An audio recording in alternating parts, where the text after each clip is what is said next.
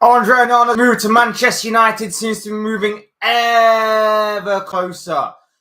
Elsewhere, Tottenham, could they be set to offer Harry Kane a brand new and very lucrative new contract? Harvey Barnes looks to be taking shape. This saga looks to be escalating even further as talks with Newcastle seem to escalate. Christian Pulisic is on his way to AC Milan. William Saliba signs a new contract with Arsenal. Jurrien Timber and Declan Rice both have their medicals at Arsenal yesterday. And Luis Enrique takes charge of Paris Saint-Germain. Hey guys, welcome back to the channel. Welcome to another video. Yes, it has been a couple of days, but I'm back with a brand new, all new news video, talking some of the biggest headlines from the world of football. Before we get into all of the stories that I've just talked about, though, we would like to remind you, please like the live stream as we're going along. Subscribe if you're new. Both things always and probably greatly appreciated. And of course, get involved in the comment section. Get involved in the chat as well, talking about anything that I'm talking about, or whether it's any of the stories that are buzzing around the world of football that I'm talking about, or whether it's some of the stories that you guys want to talk about as well. Do feel free, get involved in the chat. Would love to hear from you all about anything and everything to do with football. This is kind of the show where, of course, we talk about the biggest headlines or just ramble about football in general, because that is what we love to do here. But without further ado, let's get on with the stream. Let's get on with some of the talking points. And first up, we're going to be talking about Andre Onana. Now, of course, this is a story that we've talked about a fair amount during this transfer window. We talk constantly about how Onana has been linked with the likes of Chelsea, and more recently heavily linked with a move to Manchester United, of course, given Manchester United's goalkeeping issues. David De Gea, obviously his contract expired. There does seem to be still a contract left on the table, but it does seem likely that he's going to be moving on elsewhere. Dean Henderson, he's still at the club, but he's under a heavy transfer speculation, linking him with a permanent move to Nottingham Forest, of course. Seems that Erik ten Hag has wanted to get a brand new goalkeeper in, and Onana fits the bill perfectly, in my opinion. I've said time and time again, I rate Onana. I said time and time again, I think he'd be perfect for Manchester United in terms of how they want to build out from the back. This is a goalkeeper that is not only a very, very good shot stopper, but he's also very good with the ball at his feet. And as we know in the modern game, as a goalkeeper, you need to be good with the ball at your feet, because you are essentially an 11th outfield player. That is how much the game has evolved, and how much the role as being a goalkeeper has evolved, to the point where you're not only judged by how well you can keep the ball from hitting the back of your own net, but you are also being judged by how well you are with the ball at your feet, how good you are at passing the ball. And that's why the likes of Alisson Becker and Ederson have received great plaudits in recent years, because they are quality with the ball at their feet. In my opinion, Onana is in that bracket of them types of goalkeepers that are excellent at playing the ball out from the back. And if doing so, will obviously enhance Manchester United even further. This is a guy that can start attacks from the back. He can keep possession, beat the press, that kind of thing that obviously United are looking to bring in, with obviously the addition of Onana to their squad, as well as obviously being a great shot stopper. This is a guy that can certainly play out from the back and help Manchester United and Erik ten Hag's system flow from back to front. Obviously, that was the heavy criticism of David De Gea. Like, everyone said that he was a decent shot stopper, has declined somewhat over the years. But the issue with De Gea is that his passing out from the back is more of an old-fashioned sort of goalkeeping style. That was obviously the criticism of David De Gea going forward. And although, like I say, his shot stopping was decent, it has obviously declined over the past couple of years, and he was making some absolute howlers. Onana, I'm not going to say doesn't have a mistake in him like any goalkeeper does or doesn't. Obviously, he does. He does have an error in him. And that comes with the risk, I guess, of playing that kind of way. I've seen compilations of him playing with fire a little bit in his own penalty area with the ball at his feet. That's going to happen. But tell me a goalkeeper who hasn't. I've seen Edison make mistakes like that. I've seen Alisson, who I think is the best goalkeeper in world football right now, make mistakes with the ball at his feet a couple of times over the course of his Liverpool career. It's going to happen. It's going to happen. Playing with fire, playing with that risk, it is going to happen from time to time. But there's no doubt in my mind that Onana is a fantastic goalkeeper. And I'll say yet again, I believe Alisson is the best goalkeeper in world football right now. I genuinely think Onana might be the second best. And he definitely will be the second best if he comes into the Premier League and with Manchester United. And whilst I won't be happy about it in any sort of way, if I am to be neutral about it, if I am to be fair in my honest opinion about Manchester United and about Andre Onana, I genuinely believe he will become the second best goalkeeper right off the bat in the Premier League when, of course, or if, of course, he does arrive at Manchester United at Old Trafford. The overall consensus is that Onana, this move is moving ever closer. There has been an agreement on personal terms. Fabrizio Romano came out yesterday and basically stated that that is certainly the case when it comes to Andre Onana. He basically says, more on Andre Onana, agreement on personal terms with Manchester United is on a 5-year deal, likely to be 4-year contract with an option for a further season. As what Man United tend to do in these contract negotiations. Of course, they always have a clause in there that they can trigger to extend the contract a further year, just in case, of course, they get players that run down their contracts to that point, of course. The player has already accepted Manchester United days ago, and he's ready for this new step waiting on the club. So it's just about agreeing a fee, and then things can move on pretty quickly. But of course, the news coming out is that this is escalating by the minute, it seems, and a fee is likely to be agreed. And the likelihood of that agreement could come very imminently. It could come at any moment. We know how fast these things can go along. We know that obviously, I know it's Manchester United, and their negotiations and their dealings sometimes take a little bit longer than most clubs or other clubs. But it does seem to be the case that this deal is moving along pretty nicely, is moving along at a reasonable pace, shall we say. And it does seem likely that Andre Onana very, very soon, in the very imminent future, will likely become a Manchester United player, pending obviously the club's agreeing a fee, which could happen at any moment. Likelihood probably, I would probably say in the next 48 hours or so. Within that time, they do seem to be close. They do seem to be obviously wanting the deal to be going ahead on both ends. Inter want to move on. They've already lined up a couple of replacements, it seems, according to reports. And obviously Manchester United get the goalkeeper that they want. That, in my opinion, is a bit of a game changer for them. Is a bit of a game changer in terms of the way that obviously Erik ten Hag wants to play, and will be a massive boost and an enhancement in that squad because of the type of goalkeeper that he is and the way that obviously United want to play.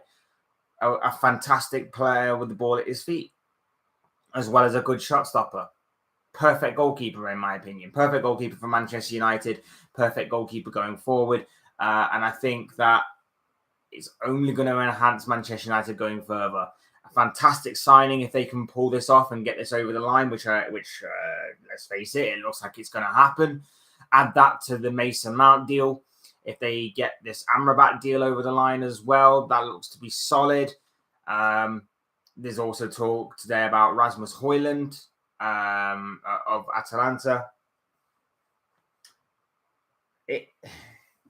It looks to be a solid transfer window. If those four players come in, it looks to be a pretty solid transfer window. There might be a couple of holes and a couple of gaps here and there that need to be filled. Mainly, I think, maybe centre-back. I think there might be a couple of issues there for Manchester United. Maybe a winger as well.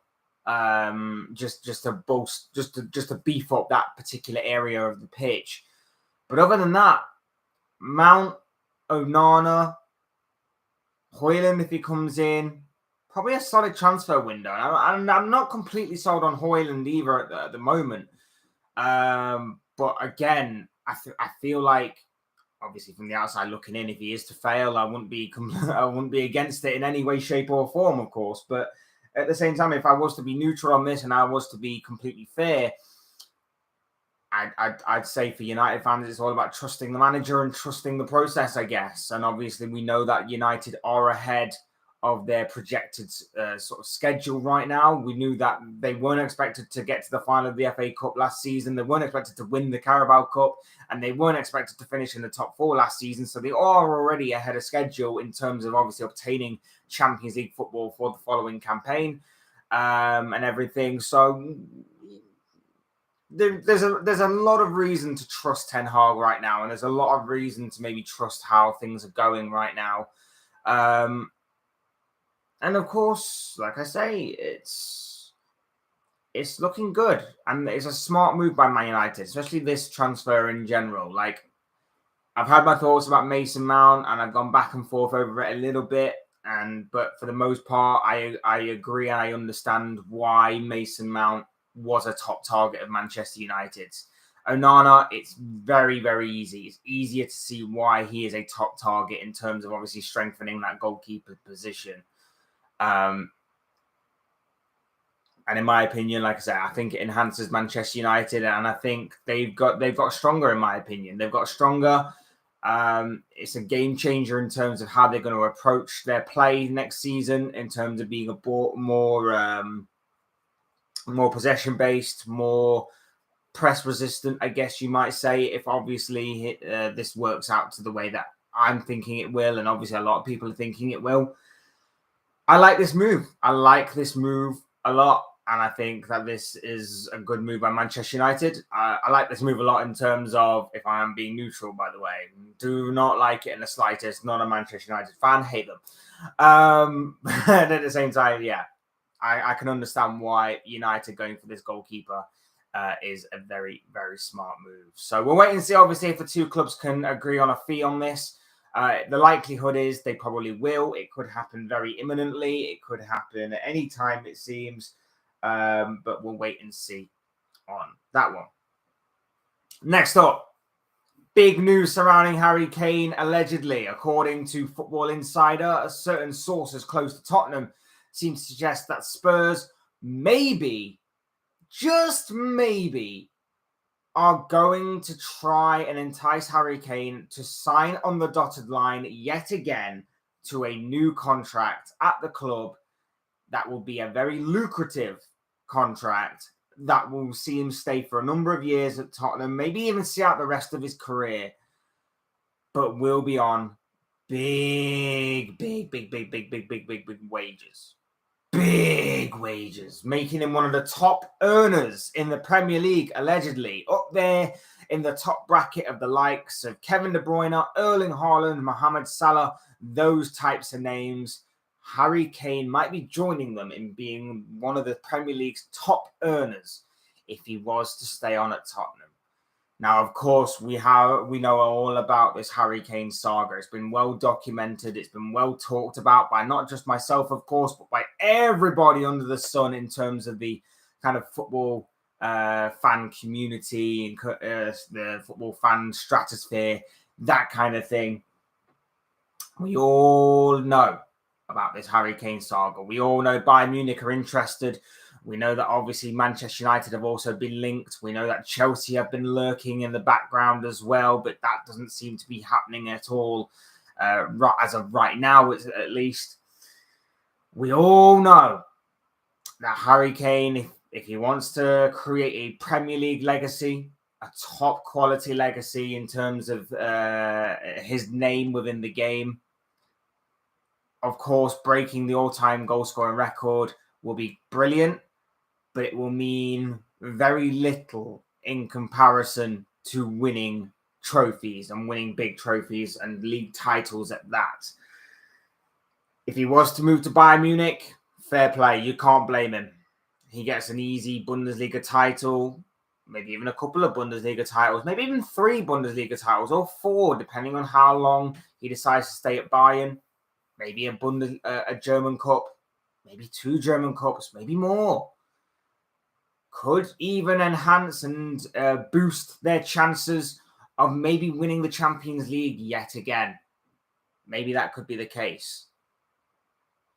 Either way, you can't blame him if he leaves to go to a club that is pretty much guaranteed trophies. As bad as maybe it seems to be, maybe jumping ship to a much easier side, you can't fault him.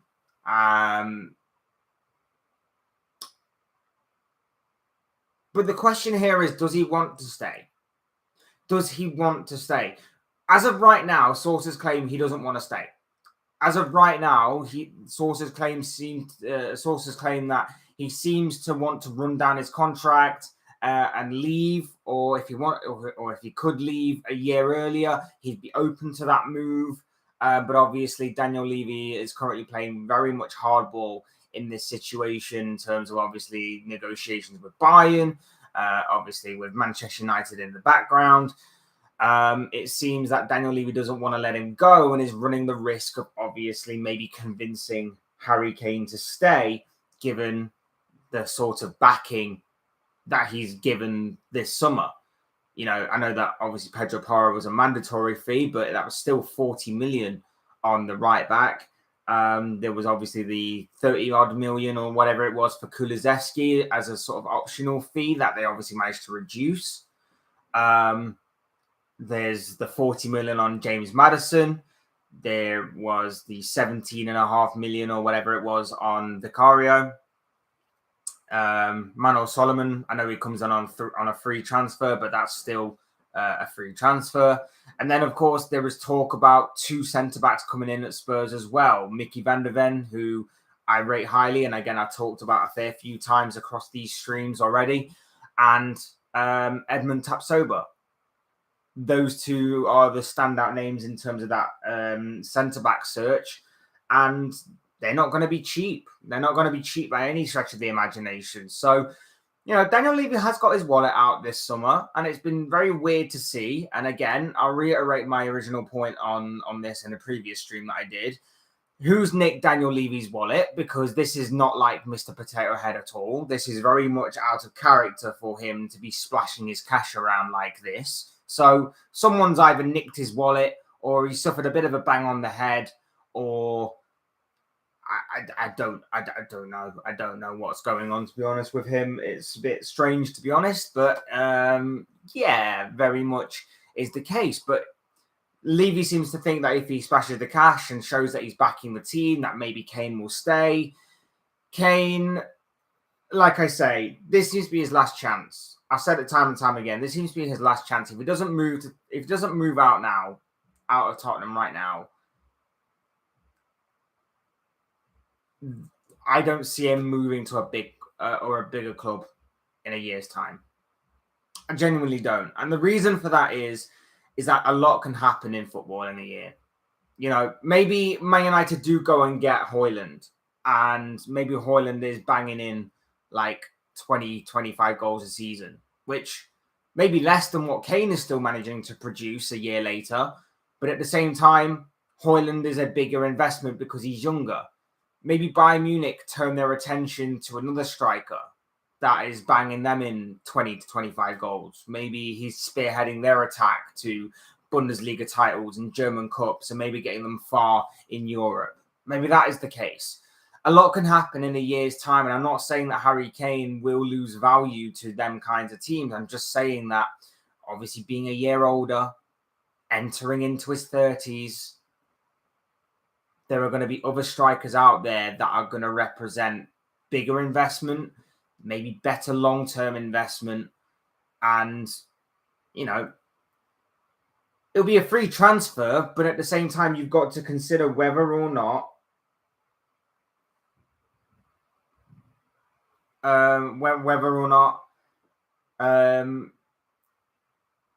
he's going to be okay being second fiddle striker, whether he's going to be okay maybe still being the top striker at a club. But a lot can happen in a year's time. Injuries can happen, drops in form. Maybe again he decides to stay on at Spurs because, although he would be a great addition to any side, and although he would probably still be banging in goals in a year's time, likelihood is yes, he will. Liverpool probably won't take him, given their striker situation. Haaland will still be banging in goals for Man City, so they won't take him. Like I say, Man United could find a striker that is a bigger and better long-term investment for them. Chelsea, depending on the kind of money that they've got and the kind of plan that they have, although he'll be on a free transfer next year, will they go for him again? Or will he cross that kind of Chelsea-Tottenham divide? There's a lot of questions there. Would he actually cross the divide to go to Arsenal, maybe? I don't deny there will be interest in Harry Kane. What I do deny is that whether or not the striker situation at all of these clubs will be up for grabs, up for debate, up for conflicting in terms of investment and maybe long-term investment in that. So I think it's the last resort for Harry Kane. I think this is the last chance for him to go. Whether or not I get proven wrong on that, I don't know, but only time will tell on that. I just think this is maybe the last chance. And if he doesn't go this summer, then the likelihood of him re-signing with Tottenham and only being content with being a guy known for breaking the all-time goal-scoring record, which he is likely to do within the next 2 or 3 seasons. He's likely to do it in the next 2 or 3 seasons, barring, obviously, major injuries or anything along those lines. That just seems to show to me a lack of ambition. And again, I will say this again. If you are only content with individual awards, you should turn to a more individual sport. Tennis, golf, boxing, something along those lines. Turn to a more individual sport than that. Because in this game, it's a team game. It's a club game. You're meant to win trophies and win big ones at that. If you win individual awards whilst you're winning trophies, that is the icing on top of that particular cake. But the aim of the game is trophies. And Harry Kane will go down as, you could say overrated. Given that fact that all of his goals will count for pretty much nothing in the end if he is to win nothing in his career. You could say one of the most... what's the word I'm looking for?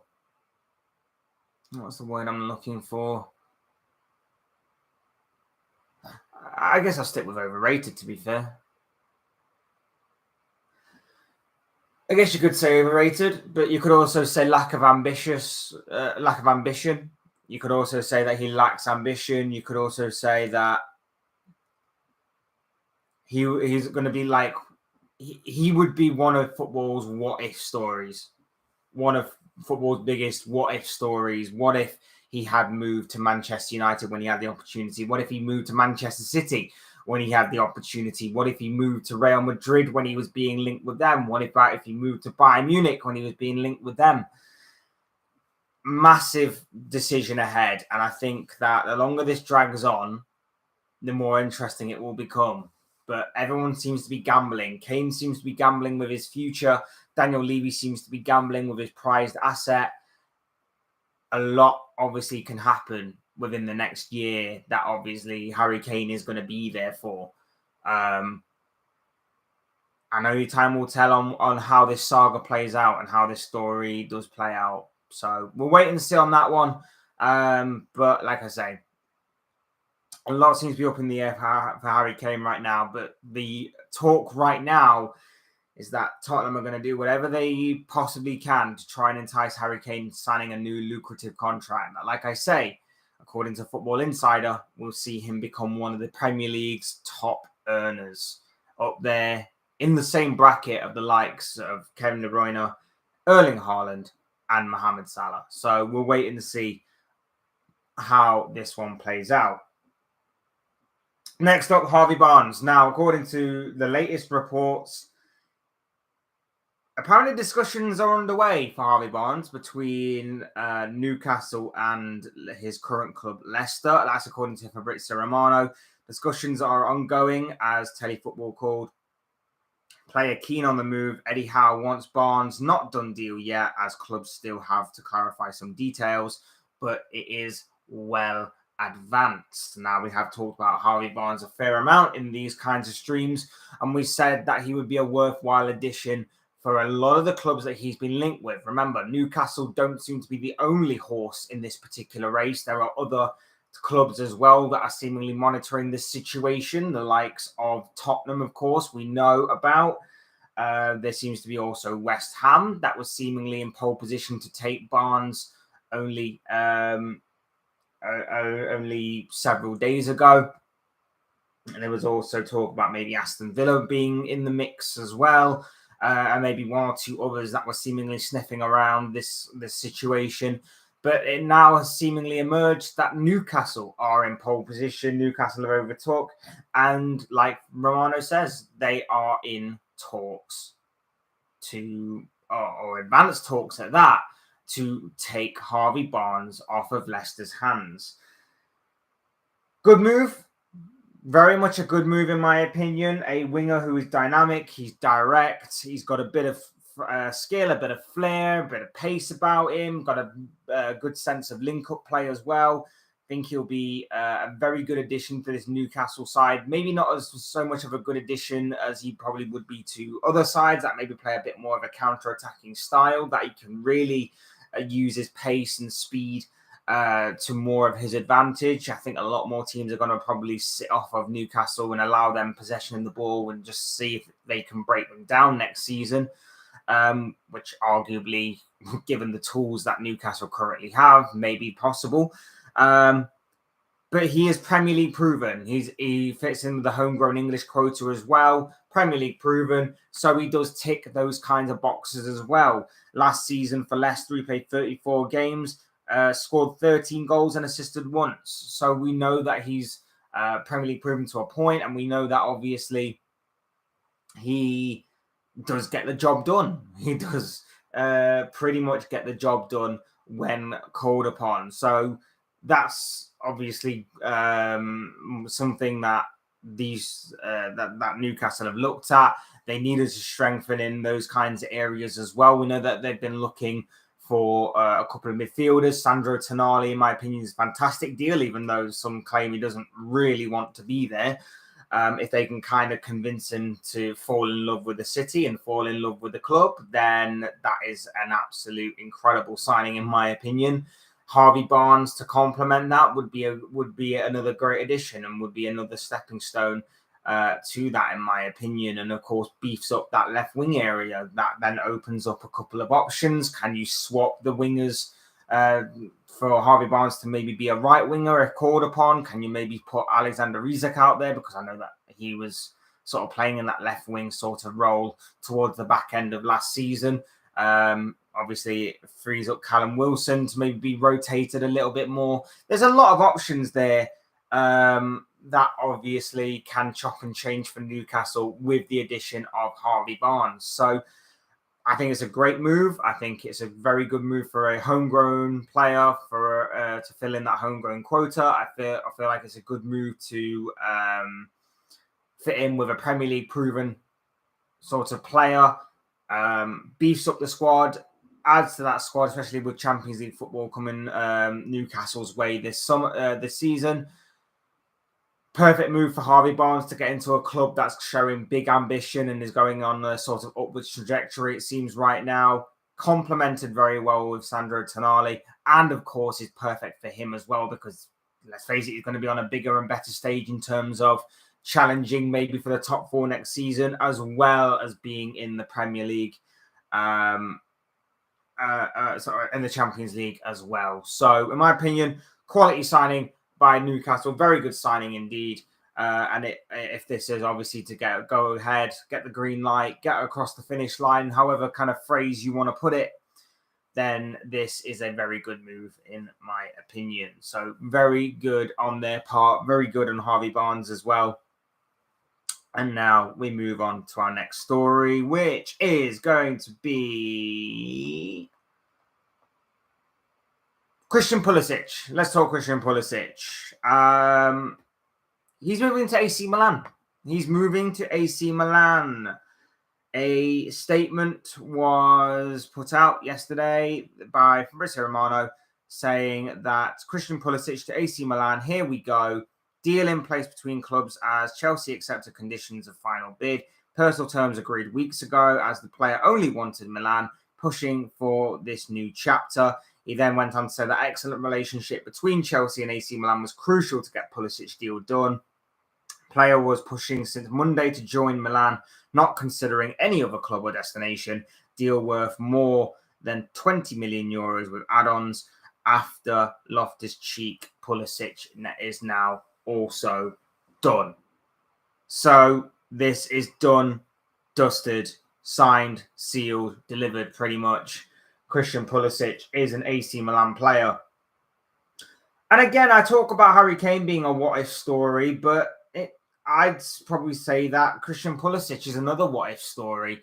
Obviously arrived in England with a big reputation, having been brought up by Borussia Dortmund pretty much, having been one of the startlets in that Borussia Dortmund team, one of the breakout stars, should we say, a player that got a lot of attention in the media, got a lot of attention by Dortmund as to being something of the next big thing. An American talent as well. So there was that kind of intrigue about him, that he was something different and unique.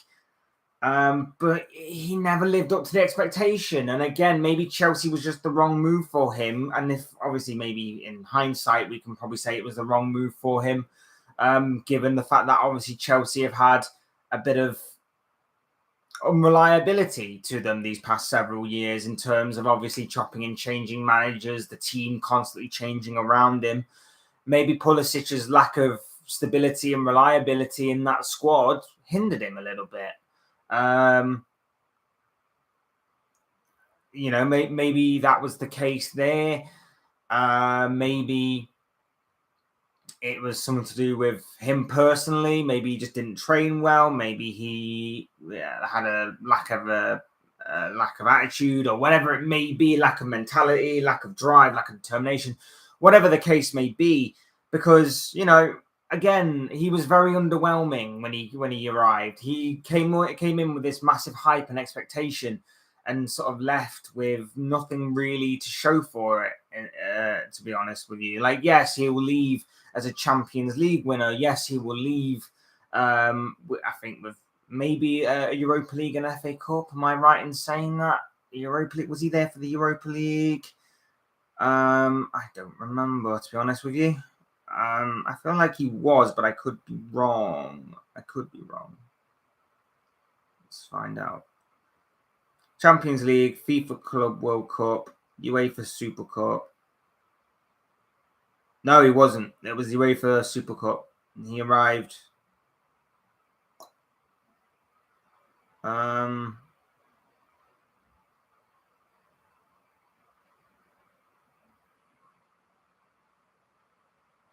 I'm just trying to look this up because now that I've said it, I kind of want to get the facts right on this one.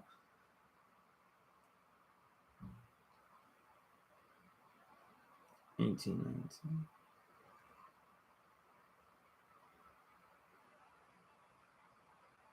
Yeah, what year did Chelsea win the Europa League? The same year as Liverpool did, didn't they? Yeah. Yeah. He wasn't there at the time. He'd signed for Chelsea, but of course he was loaned back to Dortmund to complete that move, wasn't he? So yeah, Champions League winner, obviously. So he's got that to his name. But yeah,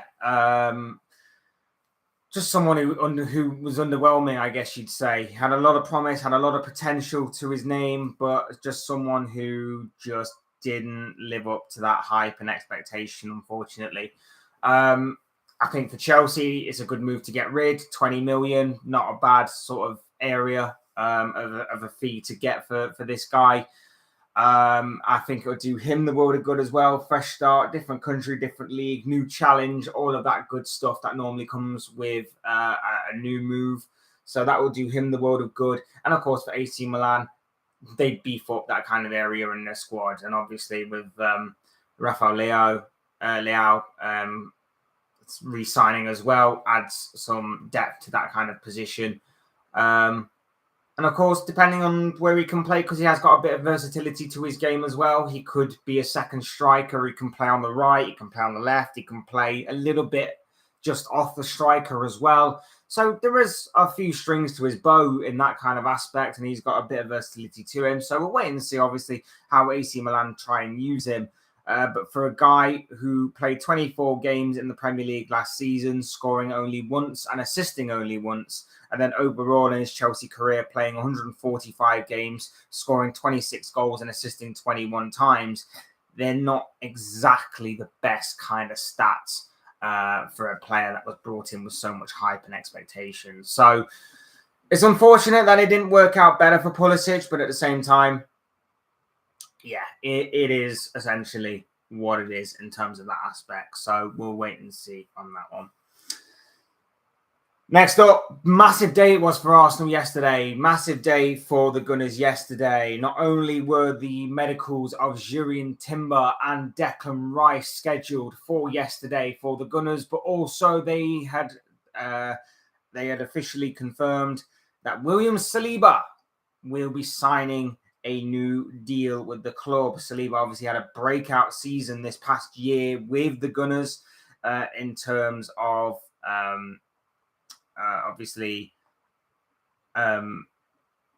breaking through in that first team. There were a lot of question marks over whether this guy could hack it in the Premier League, whether or not his time in France was seen as being overrated because, you know, it's the French league and it's you know, the French league.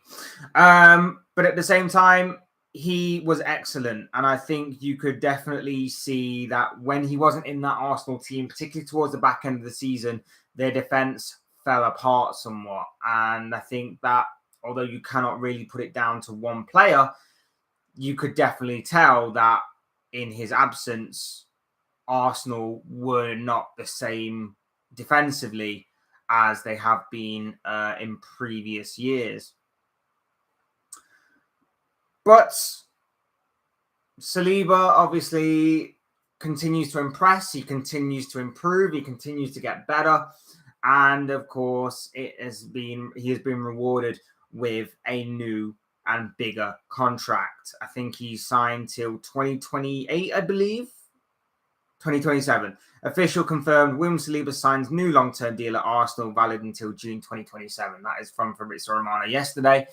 So fantastic news for Arsenal. Fantastic move by Arsenal to obviously protect a defender that has been growing in the modern game, a player that has been getting better, a player that has been improving, a way of protecting their investment for a long time to come. Add that to the news of Jurrien Timber, and Declan Rice having their medicals and pretty much all but signing. It's all but confirmed. I imagine they're going to be signed, sealed, and delivered today in terms of there's going to be some sort of joint signing announcement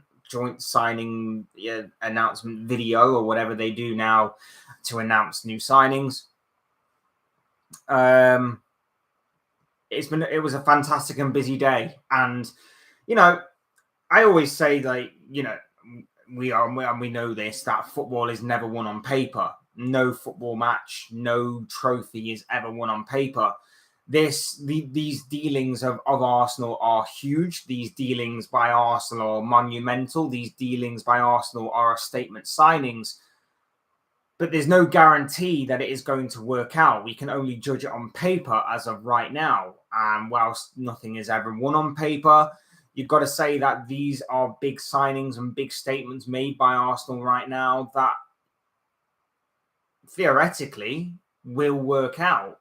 And they're just protecting long-term investment for these types of players. And there's nothing wrong with that. And you've got to say that this is how big clubs should act. This is how big clubs should act. They should be out there making these statement signings. They should be out there signing players for 100 million, regardless of whether you think the price tag is worth it or not. They should be doing this kind of stuff, and they should always be protecting and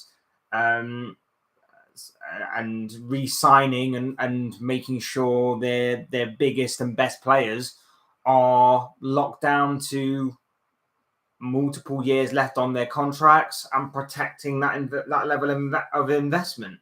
That is exactly what Arsenal are doing here right now. Yes, there is a slight chance it could backfire. Maybe Declan Rice, for one reason or another, doesn't quite live up to the hype and expectation. Maybe Declan Rice is a player who crumbles under the pressure a little bit of having that pressure amplified. Highly unlikely, I understand. But obviously we have seen in the past that some players just don't live up to that hype and expectation of other clubs, whether they're in the same league or not. Maybe, Jurrien Timber doesn't quite live up to the expectation level. Maybe Saliba had a one-off season. Maybe a lot of Arsenal players had a one-off season in which, they were playing out of their skin. It wasn't enough to obviously topple Manchester City. And then they're going to go back to square one again, in which Arsenal have got all of these players on big money contracts that they can't get rid of. We'll wait and see. It's highly unlikely. I highly doubt it. But at the same time, with obviously all of this stuff that's going on with Arsenal, the high level of demand, the high level of expectation continues to rise. And it's going to be a massive season for Arsenal yet again. And I guess my question at the end of all of this Arsenal talk is all about, what do Arsenal do this season? What is the bare minimum amount of expectation for Arsenal to achieve? What is the bare minimum that Arteta can achieve with this Arsenal squad this season and still keep his job? Because for me, it's got to be win a trophy. But the only caveat to that is that a League Cup isn't going to be enough, in my opinion. With the amount of money that you spent over these past several years, and with you only getting Champions League football for the first time in a number of years, winning the Carabao Cup with everything that you've thrown at this squad is not enough. A Carabao and an FA Cup together as a domestic cup double, maybe that could be enough if you put it with a good run in the Champions League and a top four finish, maybe. That could be enough as a bare minimum.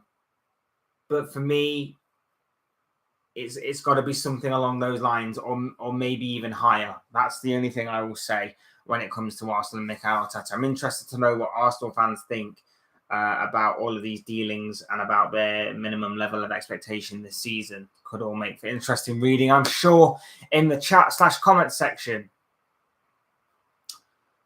But yeah, massive day for Arsenal. And like I say, joint signings announcement is probably imminent for both Jurrien Timber and Declan Rice. Once those signings go through, done and dusted, then they can move on to their next signing, and that could come in the form of Aurelien Tchouameni, who seemingly has attracted Arsenal's interest and caught Arsenal's eye, as he has with a lot of clubs, to be fair to him. But whether or not that actually happens or not remains to be seen. It could be another parting of a lot of money on Arsenal's part to attract Tchouameni to join Arsenal, and of course to tempt Real Madrid into selling him in general. So we'll wait and see on that one.